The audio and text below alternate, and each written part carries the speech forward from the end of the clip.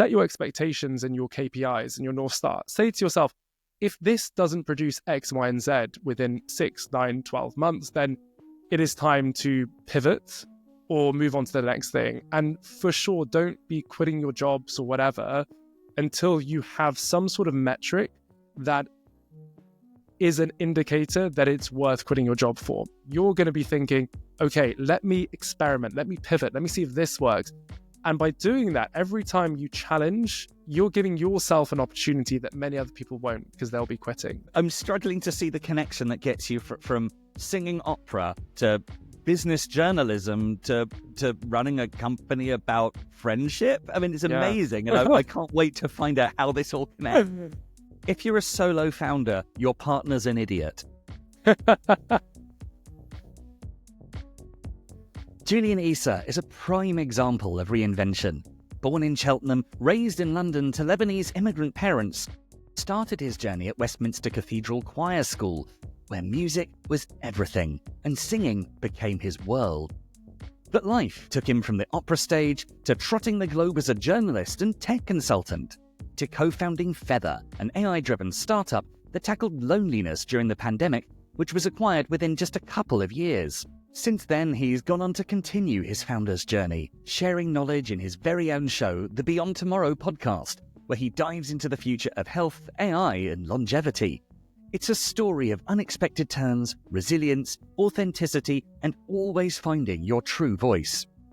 I'm Dan from Arageek.com, the go-to source for tech and entrepreneurship news in the MENA region. Julian Issa, welcome to Founder's Voice. Dan, thank you so much for having me.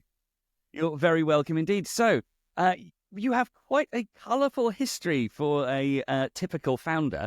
So why don't we just start right back at the beginning and talk about exactly how you got into this world? Yeah, so how I got into this world, that's an interesting question that I can dissect in many ways. But becoming a founder, I think that is a long story that started from my background of being Lebanese, so a culture that is steeped in entrepreneurial history, because founders, or becoming an entrepreneur, becoming a founder, is really the only way to build something of note, right? In the UK, the kind of obvious routes are to go into banking if you're smart, or maybe become a lawyer or consulting. It's a services-based economy. But in Lebanon, every family has an entrepreneur, whether it's running a local corner shop or whatever it is. You have to kind of have that entrepreneurial spirit. And very much part of the culture. Yeah, and it's also the resiliency of having to build and then having whatever you've built be destroyed by war or famine or whatever. So yeah, I think from a cultural perspective, being entrepreneurial is in our DNA as well. So my journey to becoming a founder was driven by my work before I founded Feather, which we founded in 2020. I was traveling the world as a business journalist and consultant, and I would spend months at a time in amazing cities like Mumbai and New York and whatever. But I found it really difficult to build community in these cities quickly. Quite a social guy, quite extroverted. So I just thought to myself, why is it so difficult in 2020 to build meaningful connections? We went deeper into that question and realized it wasn't just me that was suffering with that. It was a epidemic of loneliness, of social isolation. Then we were hit with COVID, and we thought, you know what, let's build something. And so we spent years looking at friendship psychology and how people connect in individually, groups, community, and eventually built an algorithm for friendship. We launched Feather in 2021. We spent a couple of years scaling the consumer app, and then built an adjacent B2B platform that was helping real estate companies, private student accommodation providers, and workspaces build more engaged communities. And we parted ways with the business. We sold it to a boutique private equity firm back in 2023. And yeah, that's been my founder journey so far, actually. But it's funny because the founder spirit is something that definitely ascends beyond just the founding of a business, right? I think it's without trying to sound too cringy, but it's a way of life, right? And also, it's about building a community, I think, as well. I think it's more than just trying to make money from a business. When I think for a lot of founders, it's much more about building a groundswell of like-minded people to be alongside you. Yeah, 100%. So in London, I've got an amazing community I'm part of called ICE, and it really is a lifeline to many founders who often find the journey pretty lonely. The beauty of it is it's not just about meeting together and talking about business issues and sharing best practices, but it's also a safe space to be super vulnerable with people, because in the end, the founder journey is in part about, okay, how do you fundraise and how do you deal with this legal issue? But so much of it is actually just living what is a very stressful existence. And so in this group, we can share in a forum setting what we're struggling with. And any given month, it might be very personal, it might be whatever it is, but it creates that safe space for that. And yeah, I think for myself, so for all of that, I was an opera singer for a while. So I started. Yes, I was going to ask about this. Yeah, I'm struggling to see the connection that gets you from singing opera to business journalism to running a company about friendship. I mean, it's amazing, and I can't wait to find out how this all connects. My God, yeah, it might be somewhat due to it was all over the place. It might be somewhat due to ADHD. No, Join the club, sir. I jest. But so from my end, like my parents are Lebanese. I moved to the UK. Well, they moved to the UK in '87. So to give you a bit of backstory on the journey. So I grew up in Cheltenham, single parent household, and was singing in a church choir. You know, the school church choir, and the head of the choir said to my mum that he's got pretty good voice. So she pushed me to audition for Westminster Cathedral choir, which is at the time was a top cathedral choir in the world and is the top Catholic church. Yeah, I think I sang against them one year at a competition in Cardiff. No, we were very much the underdogs. Which choir was that? It was a school in Camden called JFS. Okay. Oh yeah, I know JFS. Yeah. So we, so from a very young age, I was just immersed in this crazy world of singing and high standard of singing, right? It's addictive, isn't it? Yeah, exactly. So went to a normal school after that at 13 and got music scholarships, and then went to university thinking, I want to get as far away from opera music as possible, right? Don't get me wrong, it's opened up so many doors, and it's, the link between music and neuroplasticity and everything is super interesting. So I'm super grateful, but it wasn't exactly the cool thing for like a 17, 18-year-old to do. But so I got to university and thought, you know what, let's do sports and kind of cool things. But then got pushed into auditioning for the operas and ended up getting the lead roles, and decided at 21, I'm pretty good at this. Let me give it a shot. But it was something I was doing on the side, right? So at 23, I auditioned for the Guildhall and got in, which was amazing. So the Guildhall's one of the top opera schools in the world. Yeah. And that really set me on this path of getting to know myself, because it's such the singing journey is very much about the mind, body, even spirit connection. So that was the start of this holistic journey of getting to know myself. And so that is why opera singing was kind of the thing.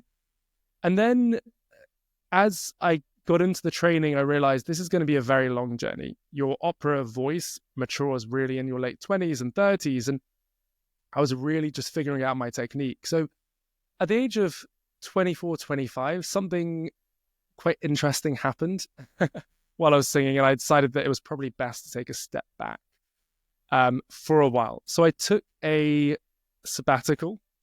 That's what I called it at the time. And because I specialized in geopolitics at university, I thought, you know what, let's just have a normal job, live a normal life. And so my friend was doing this amazing job. And I said, look, do you think I should interview? So I interviewed, and all of a sudden I was traveling the world, spending 3 to 6 months in amazing places like Peru, the US, Australia. Botswana, India, Singapore, spending 3 to 6 months basically writing these amazing reports, interviewing amazing people. Wow. And the rest is history. So that took me on a completely different path. But what I would say about opera and business journalism and being a founder, and I've launched a podcast recently, is they're all interlinked for me by storytelling. It's all about expressing what's going on and also just speaking to amazing people or condensing your version of amazing music or amazing text, right? So for me, it all makes sense. And I think as I tell the story, I hope it makes sense to people as well. Absolutely. I think that really feeds into what you said before about the ADHD brain, because I know I suffer a very similar pathway that to the outside world, it all looks like 1,000,001 different things that were just sort of happening and you just fell into them. And there's a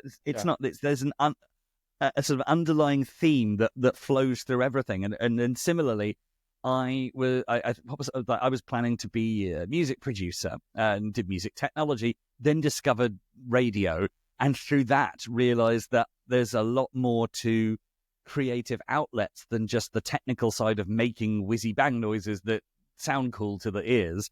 But actually, as you said, you start getting into things like storytelling. I accidentally got into radio and like making documentary type stuff and working with people making creative stuff. And within a couple of years, I was creating podcasts and stuff like that before. Well, at least as at about roughly at the same time the phrase got coined. And I know what you're talking about. You sort of, there's a weaving thread that runs through all of it that I think storytelling is a very good way of putting it.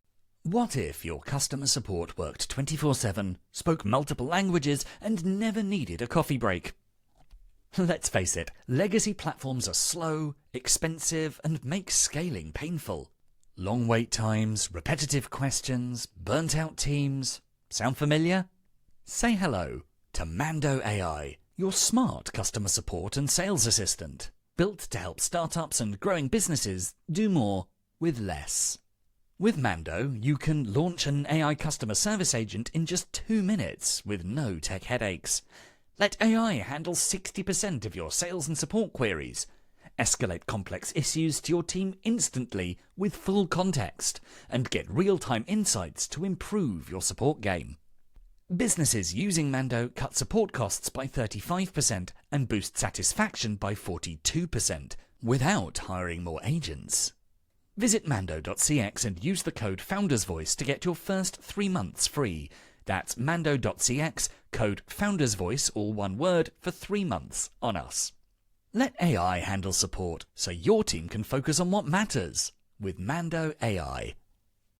I think another thing is humans. It's funny, we go through this education system and taught a bunch of things, and I'm sure a lot of it does help our brains grow, but actually so much of this is human connection, right? How do you connect with your fellow human? And how do you, and it goes beyond speaking well and body language, but like an energetic connection as well. So again, the conversations you have with investors or potential partners or potential customers, the same with if you're on a podcast or if you're doing a journalistic interview. And again, with singing, it's like you're connecting with the music, but then you're also connecting with the audience, your relationship with the audience. And so often I find when I'm going to pitch competitions or seeing people pitch on stage, they really nail the science often of the text. So they can say, my startup does this and this is the problem, but there's an art as well to how do you connect with the audience? How do you connect to yourself and your, let's call it higher power or soul or whatever. So yeah, that's my take on it. Sure. I think so. Sort of moving from there, I think an area I'd like to talk about is it's authenticity. It's something that I feel has come up a lot. Is that especially when you're a founder trying to sell an idea to someone with a product that you've never even thought of before, and especially when you're trying to explain to someone, I've been through all these different pathways that brought all these things together. I know I've struggled with this idea of authenticity because when you've done so many different things, you start to second guess yourself and wonder, what is my authentic voice? What is authentic to me? I'm not even sure I know. So how did you figure that out? And how did you figure out how to get that across to other people? Wow, what a question. That's been a journey in itself. And to be like completely vulnerable and frank, like, do I think I was being authentic to myself when I was singing or starting my first startup?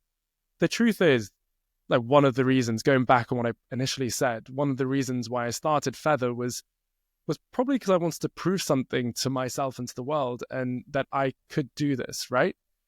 And I think a lot of work has gone in to understand, like, why am I doing this? Like, what is the driving purpose behind this decision or this pursuit? And as an example, I started a podcast recently, the Beyond Tomorrow podcast. And for me, I actually just looked at what I'm good at, what feedback I'm getting at. One of my friends, Dan Priestley, he talks about, find your talent rather than find your passion. And so I feel, because of my singing, because I've done over 1,000 interviews, because I really enjoy this and get very energized by this is something that I really want to be doing. And then in terms of like finding authenticity in self, it's really like, again, without getting too deep into Jung and Freud and all that, but it's, yeah, there's the ego that says something, and then there's the self. And for my journey's been quite interesting, because the ego was very strong, saying I should do stuff. But because of a few modalities that I've kind of dipped into, I've slowly found grounding in self. And that transition is super interesting, because initially the ego is like, oh, I don't know if I can trust you to let go and just to be yourself. But actually, when you stop being comfortable in yourself, it's just very freeing. And so a previous version of myself would have been very like judgy. Oh, why are you doing this? Why are you doing that? But actually, when you feel really comfort in your pursuit, feel very grounded in what you're doing, and feel just comfortable speaking, then I feel that for me, it has been a big indicator that I'm speaking from a place of authenticity. But it's such an overused word. I think manifest was the word of last year. And yeah, I think narcissism was the word of 2 years ago. Everyone seemed to be a narcissist, right? But it's like, authenticity is an interesting approach. And there's, again, different versions of it as well, because some people think they're being authentic, but actually they're being true to their pathology. So they're like, so their authenticity is being kind of wrapped up in what happened to them as a child and whatever. But yeah, I think when you feel free just to speak with your voice, then that's my definition. And I think not being afraid to allow that voice to change. I think one of the things I've seen many a time is just people assuming that one identity is your identity, and that is all you are forever, and that cannot change. And I think everyone in all aspects of their life can be very flexible, particularly in these areas. That is, again, a really good point. But what always surprises me is how stuck people feel in what they're doing, right? And they have to prove something to someone. Yeah, and I completely get that some people they don't have that freedom, right? But I think we put whatever it is, like a noose around ourselves that prevents us from fully experiencing all that life has to offer, right? And so it's like, how do you give yourself that freedom, whether it's just taking the time to explore the things that you always want to explore. I think I've always had a fear of regret. The fact that maybe at 60 or 70, I'll look back and be like, oh shit, I didn't do this amazing thing that I wanted to do. So I've always been over-indexing on activities that will make sure that I don't feel regretful when I'm a bit older. That's a really good philosophy. I like that. I should try and employ that more myself, rather than just building an ever-lengthening bucket list. But anyway, Feather. Let's talk about that for a bit, because what I wanted to ask is maybe if you could tell us the story of the day or period of inspiration that led to you thinking, this is a good idea for a business, and indeed what that then became as a business and how you then founded it. So the caveat to this is that on my LinkedIn, I've got under Feather, I made thousands of mistakes, and I hope I've learned from a lot of these. So the way that we did it back then was most likely the wrong reason. So because of the nature of COVID and the fact that we had been inspired by some of the effects of lockdown and what had happened beforehand, my co-founder and I were just in a room and we were jotting loads of things, and we wanted to do something that we were really passionate about and that really energized us. And I think that's incredibly important. You want to do something that you're going to be in for the long haul, right? Because these journeys should be taking even longer than 5 years. They should, if you want to build a legacy company, it's going to take 10, 15, 20 years. So we were driven by passion at the time. And that's probably a bit of a mistake now reflecting on it. But going back to the talent thing, what are you really an expert at? What have you, there's a great book called Idea Flow, and it's like, you are the amalgamation of all the moments and experiences that you've had in your life previously. So yeah, there was definitely something there for us because we had experience, and we'd had a lot of experiences that had led us to that point. But do I think we were the best team to address that problem area? I don't think so. I think actually in reflection, we could have built something that was more aligned with our expertise. However, what I would say, and I sometimes speak to founders because I do a bit of investing as well now in a venture capital capacity, but if I see a founder that I think is missing the mark, I will often in my head just remind myself of what the journey that I went on and where that journey took me and the growth that I got from that journey. So I say to myself, look, if you ever need anything, I'm going to be here.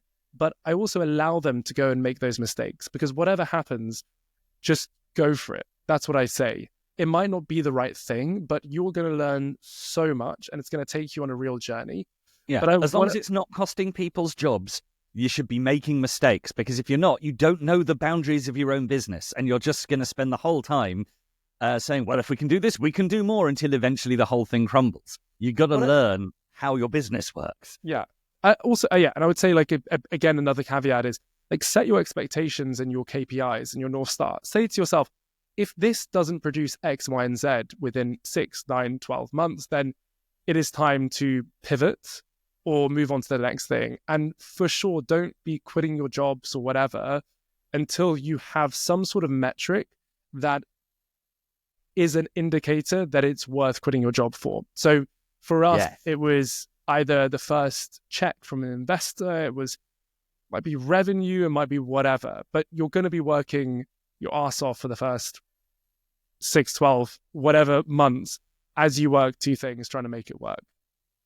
Yeah, I think often the new and shiny aspect, especially when you're working for somebody else and you think, oh, now I've got an opportunity to go out and do it on my own. And that's extremely compelling and extremely exciting, which makes it very easy to say, right, that's it. I'm just throwing in the towel with my job. Let's hope for the best. It'll be fine. And if you don't have those metrics and measures in place that tell you that it's working out and it is going fine, it's going to be so easy and you see a lot of businesses do this, so easy to convince yourself, oh, it's unsuccessful now, not because it's a bad business, but because it hasn't taken off yet. I just need to get to this point and then it'll work. So really what you should be doing is setting your metrics up to show you when that pattern is starting to emerge. And only, as you said, at that point, then you can start thinking about dropping the day job or going part-time or doing something that gives you more time to push this business. But until you've got some kind of proof behind it, it's just a gamble that's probably going to fail. Accountability is super important, like accountability of self. And when you're finishing your day job at 6 p.m. and spending the next 2-3 hours focused on the startup, it really squeezes the amount of time you have to implement any changes on the startup. But that holds you accountable. You know that you're only going to be able to move the needle forward if you turn up from 6 p.m. to 9 p.m. The problem when you have the whole day and you're a founding team, it's how are you motivating yourselves? How are you keeping each other accountable? So if any of the listeners have a startup and are solo founders, I would first of all question your decision. I think being a solo founder is just so many more times harder than being in a team. John Spindler, who runs Twin Ventures in the UK, he's one of the most prolific angel investors in Europe. I think he said 2% of the investments he makes are in solo founders. So that's the first thing. If you are a solo founder, I would really recommend choosing someone, another solo founder that is going to keep you accountable of where you're trying to go. And then if you're a co-founding team, and just to say, choose your co-founders incredibly wisely. It is the most important decision you make, especially if you're in the startup for the long haul. But make sure that you're holding each other accountable, and make sure you're choosing people that are 100% complementing your skill set and are going to be as obsessed with whatever you're trying to create as you. For me, talking about, again, the mind-body connection and all that, but I really overcame this people pleaser over the last few years, and damn, was I a people pleaser. And I would prefer to keep people happy than to say the truth at various times. And the only person you're harming yourself is yourself when you're being a people pleaser, because you're I the one think I need to take some lessons from you then, because I'm still on that journey. But yeah, because you're the person who suffers in the end. So what I would say is just you've got to, I would say, to quite a large extent, put yourself first. And another point to that is, with this journey, you've also got to be willing to sacrifice a few things. It may be that if you're single, that you might have to be single for a few extra years until you've raised your seed round, because it's difficult to give everything to the startup and also to maintain a healthy relationship. So, absolutely. One thing that I noted down here, it's more of a summary of your own words. And by the way, if you see me furiously looking down, I'm taking a lot of notes.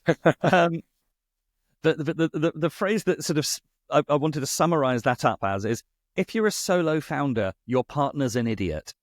That was what occurred to me when you were saying that. That's how it's. If you don't, and what I mean by that is, if you don't, and this is someone who suffers from this greatly as someone who is a solo freelancer, if you don't have someone to question what you're doing, you'll always assume that what you think is A is correct, and B, it's what everybody else thinks. A number of people I've heard saying, so what people really want is, and so, do you know? Have you done the research, or are you just going, well, it's what I'd want?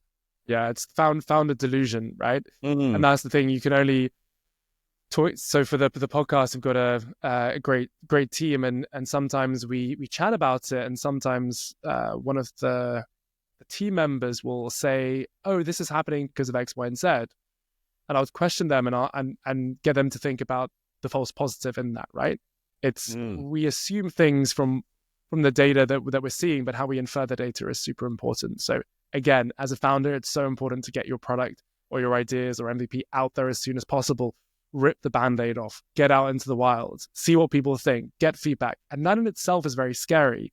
So one thing that, again, and the beauty of it is the barriers to entry are always a beautiful gate to kind of embrace, right? So before you launch, as an example, you're putting yourself out there. I'm sure you've had it down when you're launching a podcast or whatever, and you have that fear, that rush of fear.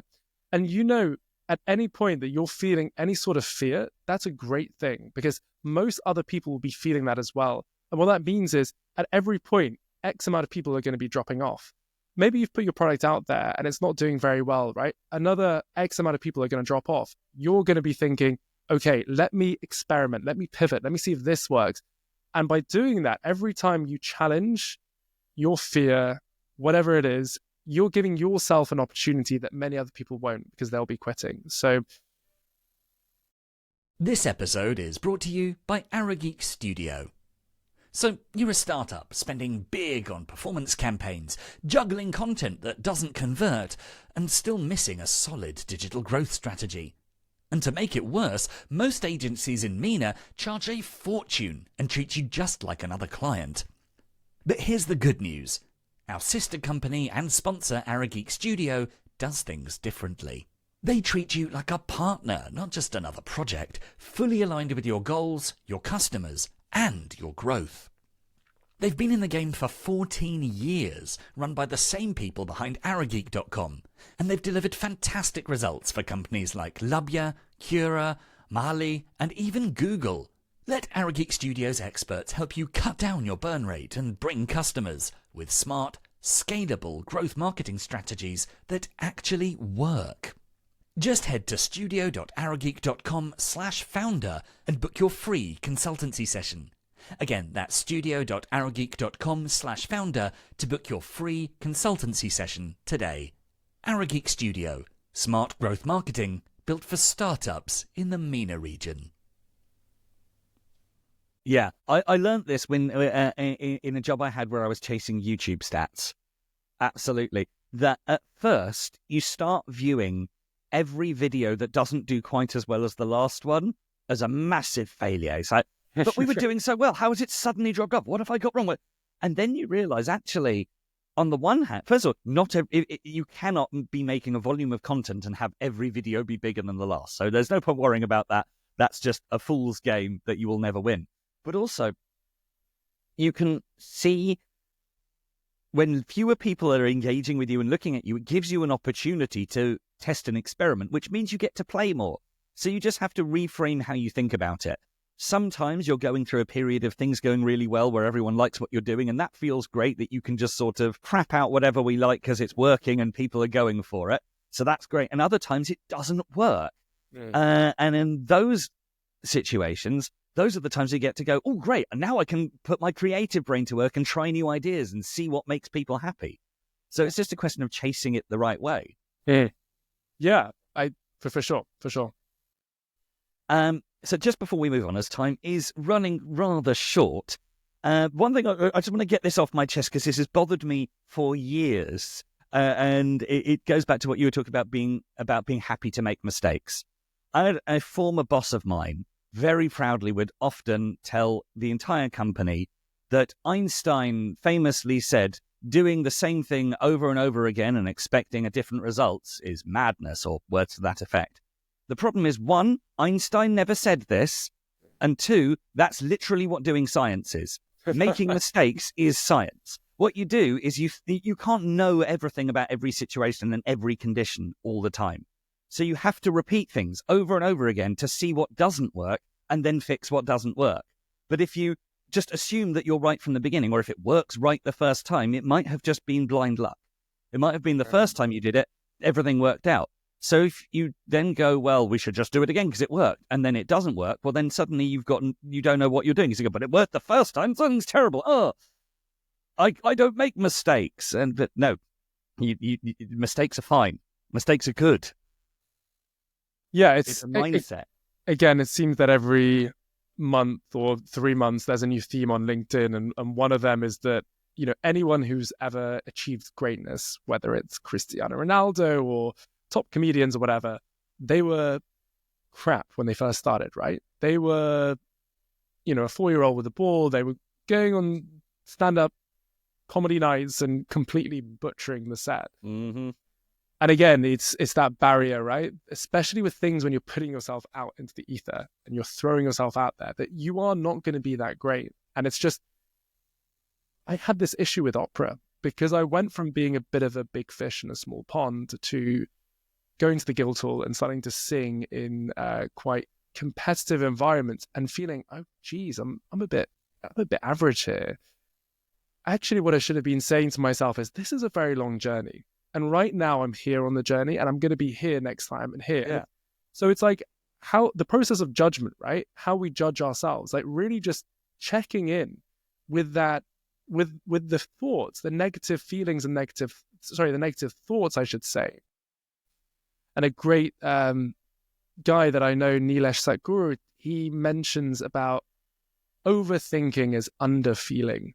So what I would say is, try and be in your body as much as possible. Try and feel into the experiences that you're going through and embrace those mistakes. The privilege that we have in the Western world, many people who are starting startups are privileged. That's the thing. You know, again, there are people that are doing it out of desperation, but I would caveat that and saying, especially for tech founders, a lot of them have a level of privilege and they're doing this and they're privileged to be doing this. So just embrace the mistakes, embrace the growth. That's the main thing. And I wish I knew that philosophy when I was an opera singer. And the biggest issue for me was I was chasing the result, right? I was chasing the bright lights and to be on stage. And actually the journey is so great. It's all about the journey. Again, completely oversaid term.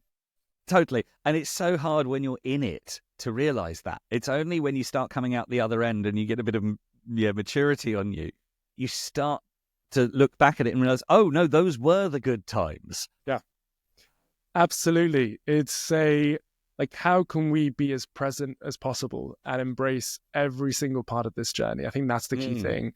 And again, got a dear friend who has taught me that and taught me some exercises to try and get back into the moment. And I, again, without trying to be one of those kind of memes, but I do have a morning routine that I practice religiously that really tries to bring me into the moment. So meditation, breath work, some journaling. But again, for all the crap out there about entrepreneurs who get up at 4 a.m., whatever, try and practice the things that get you into the moment, because the suffering is a privilege, right? It's something that we should embrace.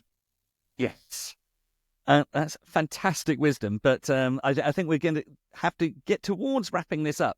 So before we wind everything up, one thing I did want to talk about is we've talked about Feather, but that was acquired, I think, was it in 2023? Yeah.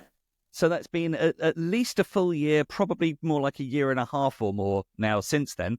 What are you doing today? I know you briefly mentioned the Beyond Tomorrow podcast. So tell us a bit about that and what you're doing now. Yeah, so right now we're building out the Beyond Tomorrow podcast, and I'd spent the last year and a half, 2 years before that working with Newsweek, the American media publication.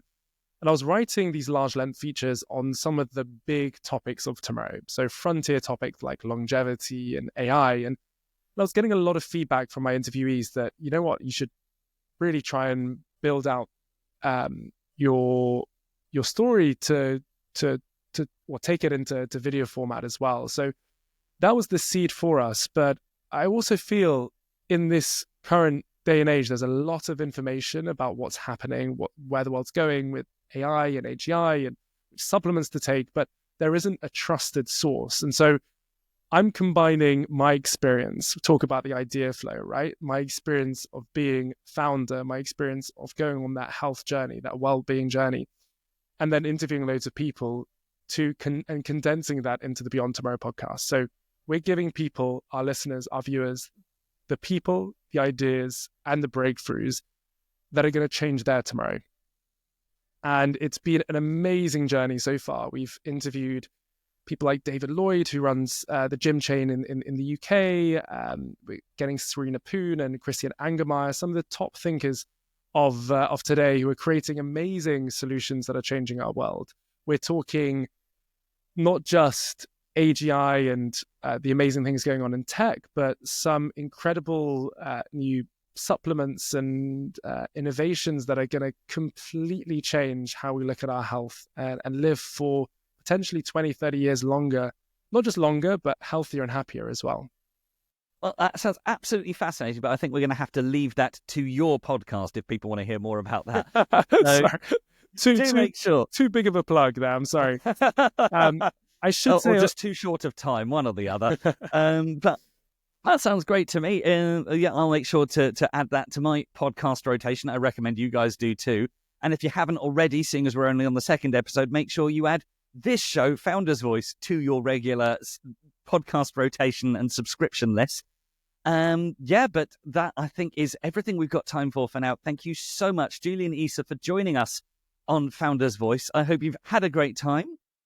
Dan, it's been an absolute pleasure. Thank you so much for the questions. It's been an absolute pleasure talking with you today. If people want to hear more from your voice, of course, make sure they check out the Beyond Tomorrow podcast with Julian Issa.